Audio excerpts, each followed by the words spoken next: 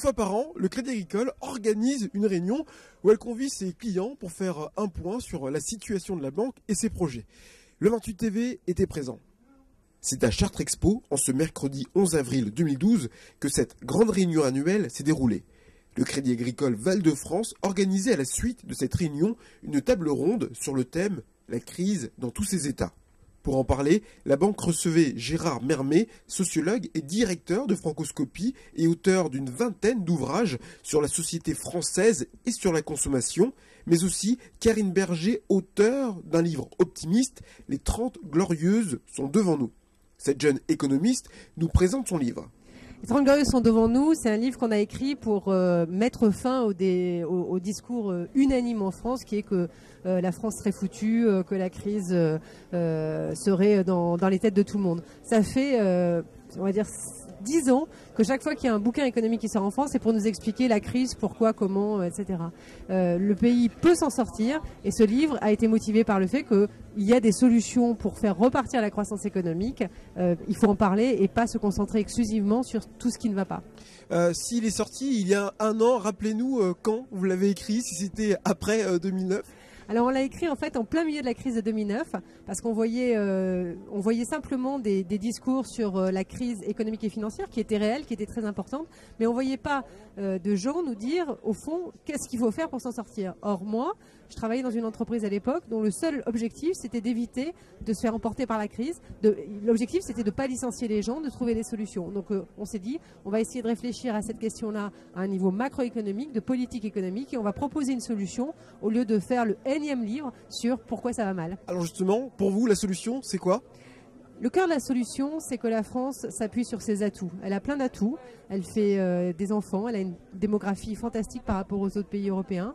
Et puis elle a surtout un modèle économique et social très particulier qu'on a décliné sous le terme liberté, égalité, fraternité, version économique et sociale.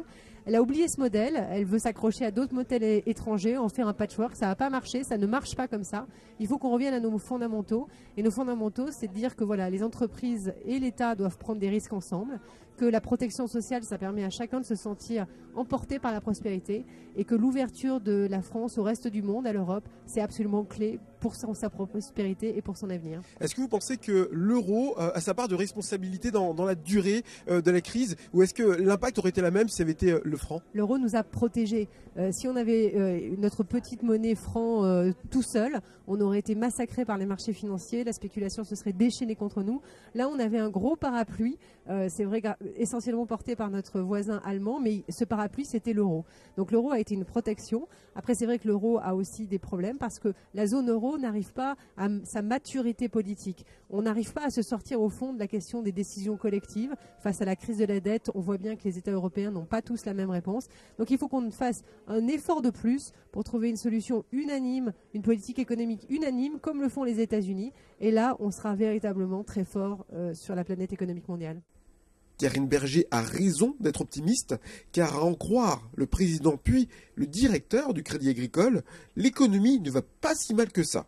Sauf tout de même pour le Crédit Agricole SA qui enregistre une lourde perte financière pour l'année 2011. Alors donc vous êtes le président des caisses régionales Val-de-France. Est-ce que vous pouvez, avant que je vous pose quelques questions, nous expliquer ce qu'est SA, Crédit Agricole SA pour tous les clients du Crédit Agricole ? Alors Crédit Agricole SA, c'est la filiale de l'ensemble des caisses régionales comme Val-de-France. Il y en a 39 en France. Et Crédit Agricole SA est la filiale de ces caisses régionales qui en sont propriétaires à 56%. Les 44 autres pourcents étant détenus par des institutionnels, par des petits actionnaires ou par les salariés. Voilà le lien qui nous unit sur le plan du capital. Sur le plan du fonctionnement, Crédit Agricole SA fabrique tous les produits que nous vendons et nous les distribuons à nos clients. Nous sommes donc complémentaires au sein d'un même groupe. Alors la réunion de ce soir avait pour objet de faire un bilan sur l'année 2011, de parler aussi des projets. Et vous nous avez dit que tout à l'heure, que vous affichiez des pertes sur SA. À quelle hauteur ? Alors Crédit Agricole SA a bouclé un exercice 2011 en perte de 1,6 milliard d'euros. mais l'ensemble du groupe Crédit Agricole est lui positif à 820 millions d'euros, puisque les caisses régionales, de leur côté, dégagent un excellent résultat qui est de l'ordre de 4 milliards d'euros pour l'ensemble des caisses régionales et 68 millions d'euros pour Val-de-France qui opère sur l'Eure-et-Loire et le Loir-et-Cher.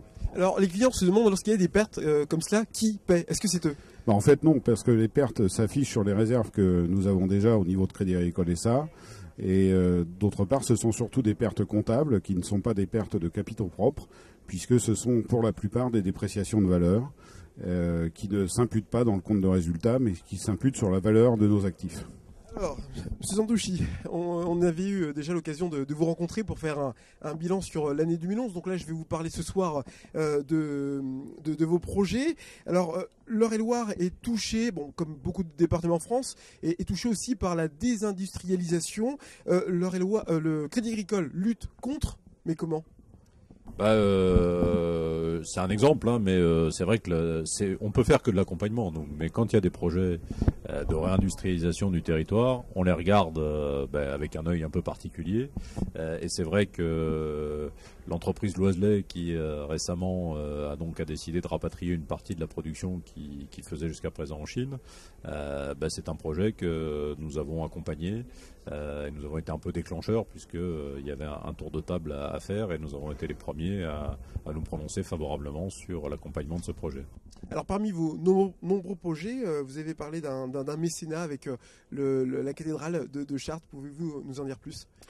Oui, c'est un mécénat qui dure depuis plusieurs années parce qu'on aime bien aussi faire les choses dans la durée et quand il y a des beaux projets, les accompagner dans la durée.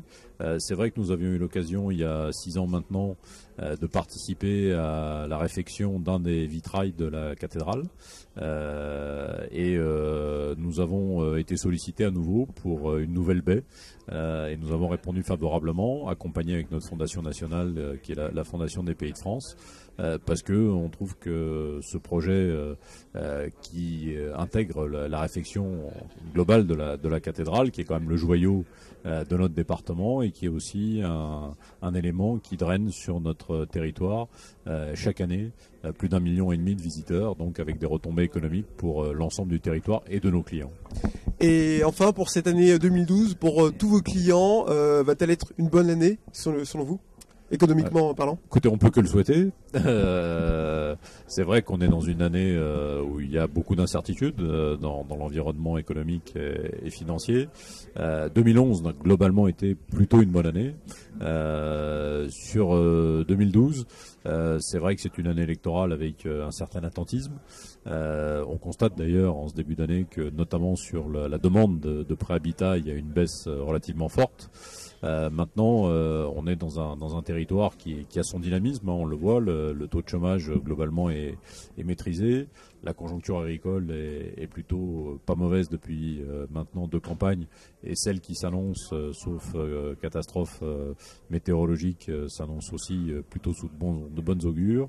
Donc je pense que, en tout cas, on dit souvent que les banquiers sont frileux. Moi, je suis optimiste et il faut être optimiste aussi pour nos clients. Et on a l'occasion avec notre tremplin de montrer qu'il y a des beaux projets près de chez nous et qu'il faut parler aussi et surtout d'ailleurs des trains qui arrivent à l'heure et des beaux projets qui sont en réflexion et qu'on espère vont naître dans cette année 2012.